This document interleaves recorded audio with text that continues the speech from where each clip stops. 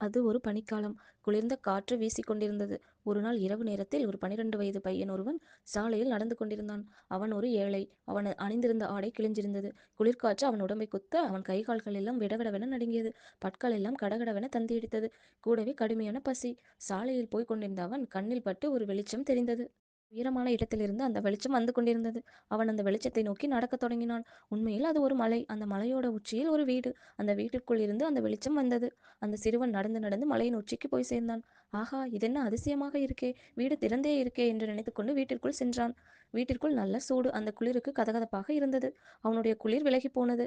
அவன் அடுத்த அறைக்குள் நுழைந்தான். அந்த அறையில் இன்னும் அதிகமாக சூடு இருந்தது.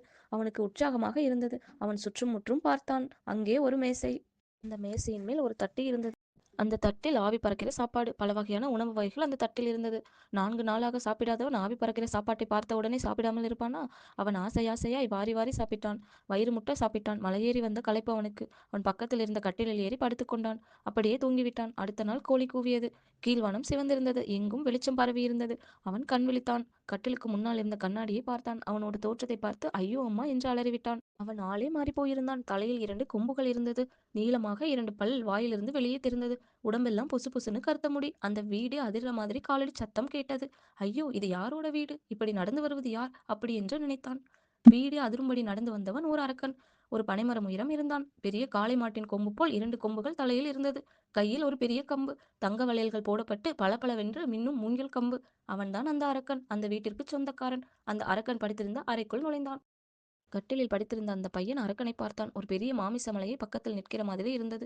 என் சாப்பாட்டையும் சாப்பிட்டுவிட்டு என் கட்டிலில் வேற படுத்துக் கொண்டாயா? உன்னை என்ன செய்கிறேன் பார் என்று கர்ஜித்தபடி அந்த பையனை அடிக்க வந்தான் அரக்கன். அந்த பையன் சற்றென்று கட்டிலிலிருந்து துள்ளி குதித்தான். அப்படியும் இப்படியும் ஓடினான். வளைந்து நெளிந்து ஓடினான். பெரிய உடம்பு இருக்கிறதால் அந்த அரக்கனால் அந்த பையனை பிடிக்க முடியவில்லை. அரக்கன் கோபத்தில் அலறினான். அந்த சத்தத்தில் வீடே ஆடியது. ஜன்னல்களும் கதவுகளும் உடைந்து விழுந்தது.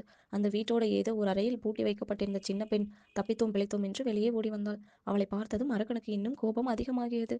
அவன் அந்த சிறுவனை அடிக்க ஓடி வந்தான். சிறுவன் விலகி விலகி ஓட, அரக்கன் துரத்த, அரக்கனோட கையில் இருந்த கம்பு கீழே விழுந்தது. அந்த கம்பில் தான் அரக்கனின் உயிர் இருக்கிறது. அந்த கம்பை எப்படியாவது எடுத்து உடைத்து விடு. அரக்கன் இறந்து விடுவான் என்று அந்த பெண் கத்தினாள். ஓடிக்கொண்டிருந்த பையன் சட்டென்று திரும்பினான். அரக்கனோட கால்களுக்கு இடையே புகுந்தான். மின்னல் வேகத்தில் கம்பை எடுத்தான். பல்லை கடித்தபடி தொடைமேல் வைத்து அந்த கம்பை உடைத்தான். தங்கமலையம் போட்டு பளபளவென்று மின்னுகின்ற அந்த கம்பு உடைந்து சுக்கு நூறாக சிதறியது. அவ்வளவுதான். அந்த மலையை ஆடுகிற மாதிரி அலறிவிட்டு அந்த அரக்கன் தரையில் விழுந்து இறந்து போனான். அந்த வீடு அப்படியும் இப்படியுமாய் ஆடத் தொடங்கியது.